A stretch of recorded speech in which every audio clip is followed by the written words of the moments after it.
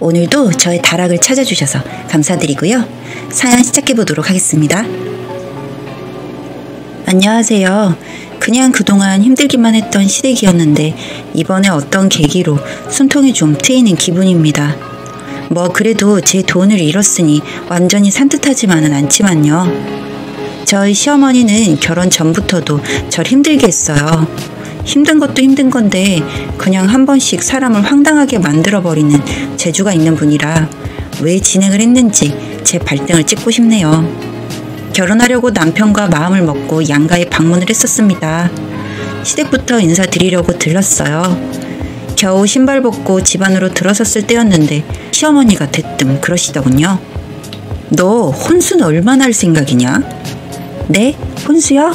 집이 마련이 되면 거기에 맞춰서 하려고 해요. 아직 얼마나 할지는 정하지 못했어요. 했죠. 그러니 시어머니 대뜸 이러시더군요. 그래? 아니 네가 혼수를 얼만큼 할 줄 알려줘야 우리도 그에 맞는 집을 고를 거 아니니? 라고 하시더군요. 그래서 전 시댁이 엄청 부자인 줄 알았습니다. 제가 혼수 많이 하면 아주 좋은 집을 해주신다는 뜻 아닌가요? 그런데 웬걸요? 저 24평 아파트 대출받아서 겨우 장만했습니다. 양가에서 조금씩 돈 받고요. 제가 그 당시 일이 황당해서 나중에 남편에게 물으니 자기네 집은 원래 돈 없었고 집 해줄 거 막막하니까 엄마가 그랬던 것 같다고 하더군요. 이게 말인지 방구인지. 아니 뭐 해줄 여력이 안 되시면 그냥 계시면 둘이 알아서 할 텐데 왜 저런 말씀을 처음에는 하셨을까요? 정말 무례하지 않나요? 그래도 그땐 바보같이 어리고 그냥 대부분 이렇게들 물어보시나 보다 하고 넘겼습니다. 쓰다 보니 제가 병신이었네요. 그 이후 결혼 진행하는 내내 돈이 시작되었습니다. 또 어느 날은 너 보석 좋아하니? 라고 하시더군요. 그래서 아니야 그냥 엄청 좋아하진 않아요 라고 했죠. 그랬더니 냉큼 그래? 그럼 예물 18K 반지나 나눠서 끼고 말아라 라고 하시더군요. 아니 이것도 본인이 돈 주실 것도 아니면서 굳이 안 해도 될 말을 왜 하시는 걸까요? 그런데 이런 일은 결혼해서 살다 보니 아무것도 아니더군요. 남들이 다 하는 시모짓이야 뭐 빼놓지 않고 하고요. 거기에 더 얹어서 이것저것 난리예요. 너무 스트레스입니다. 자주 이렇게 부딪히다 보니까 시모랑 사이는 안 좋고 그래서 어느 순간부터 짜증나면 안 가버려요. 그러다가 명절 때는 어쩔 수 없으니 가면 또 일이 터집니다. 시댁 딱 들어서면 시어머니가 남편에게 이래요. 우리 아들 안 힘드니? 일하는 거야 저도 맞벌이를 하고 있는데 되게 아드님이 뭐가 그리 힘들다는 걸까요? 그래도 그냥 그런가 보다 하고 말았습니다. 그랬더니 지난번에 전화했을 때 아들이 설거지하고 있었다며? 아니 왜 힘든 애한테 그런 걸 시키니 넌? 어머니 저도 똑같이 일하고 와서 힘들고 땡땡 아빠 기껏 도와주는 거 그거 설거지 하나예요. 청소를 하는 것도 아니고 음식물 쓰레기 한 번을 안 버려주는데요. 설거지라도 좀 하는 게 어때서요? 라고 해버렸습니다. 아 모르겠더라고요. 이제 나도 먹을 만큼 먹었고 애들도 있고 그런데 꼭 그런 앞에서 저런 소리를 하시는 게 저 아들만 둘이다 보니 저희 남편 같은 애들 안 만들려고 집에서도 이것저것 시키고 하거든요. 그럴 때마다 시어머니는 애들 고추 떨어진다는 아주 조선시대에나 나올 법한 소리를 하십니다. 이것도 솔직히 들을 때마다 짜증났는데 또 한마디 해버리고 말았네요. 까짓 고추 좀 떨어지면 어떠나요? 이런 거 한 번 안 해보고 살다가 나중에 결혼한 여자한테 버림받으면 그 고추 있으나 마나 아닌가요? 라고 했더니 어떻게 아들들 앞에서 저런 소리를 하냐고 난리시더군요. 전 절대 우리 아이들 어머님처럼 키울 생각 없거든요. 조금이라도 정상적이고 같이 일을 해결해 나가는 그런 남자애들도 키우고 싶습니다. 그런데 정말 큰일은 얼마 전에 일어났습니다. 이래저래 제가 말대꾸한 게 있어서 그런지 심기가 불편해 보이시긴 했었습니다. 그런데 시어머니가 저에게 돈을 빌려가셨는데 그 돈을 안 주시는 겁니다. 그래서 전화로 급하게 쓸 때가 있다고 좀 달라고 말씀드렸죠. 그랬더니 좀 기다리라면서 곧 오시겠다고 하더라고요. 속으로 생각했죠. 뭐 굳이 오시나 그냥 입금해 주시면 되는데 하고요. 애들이 학교 끝나고 들어오길래 간식을 좀 챙겨주고 있었어요. 간식 먹이고 학원에 보내야 해서 부랴부랴 준비해서 먹이고 있었죠. 벨소리가 나서 보니 시어머니가 오셨더군요. 그래서 문을 열어드렸습니다. 아니 그런데 이게 웬일입니까?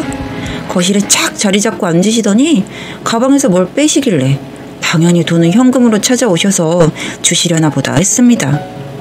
아니 그런데 그 가방에서 나온 게 뭔 줄 아세요? 칼이었습니다. 주방에서 쓰는 그런 칼이요. 전 너무 놀랐고 아이들도 놀란 얼굴이더군요. 이대로 애들 두면 안 되겠다 싶어서 어서 학원 다녀오라고 하고 내보냈습니다. 둘째 아이는 이미 눈에 눈물이 고여서 겁을 잔뜩 먹었더군요. 그래도 이 상황에서 애들을 얼른 내보내는 게 우선이다 싶어 보냈어요. 그래도 손주들에게 해를 가하실 생각은 없으셨던지 조용히 앉아 계시더군요. 저도 겁은 났지만 칼을 빼드신 거와는 다르게 그래도 차분하신 것 같아서 말을 걸었어요. 어머니 왜 이러시냐고요. 왜 칼을 이렇게 빼들고 오신 거냐고요. 그랬더니 네가 돈을 내놓으라며. 난 줄 돈 없다. 그 돈 받으려면 차라리 날 죽여라. 이러시더군요. 너무 기가 막히고 가슴이 두근거리고 눈물이 날 뻔했습니다. 저도 나름 칼을 보고 긴장을 하고 무서웠었나 봐요. 그래서 제가 대체 어머니 그게 무슨 소리냐고. 1,000만 원 빌려드린 거 당연히 주신다기에 달라고 말씀드린 건데 왜 이러시냐고 했죠.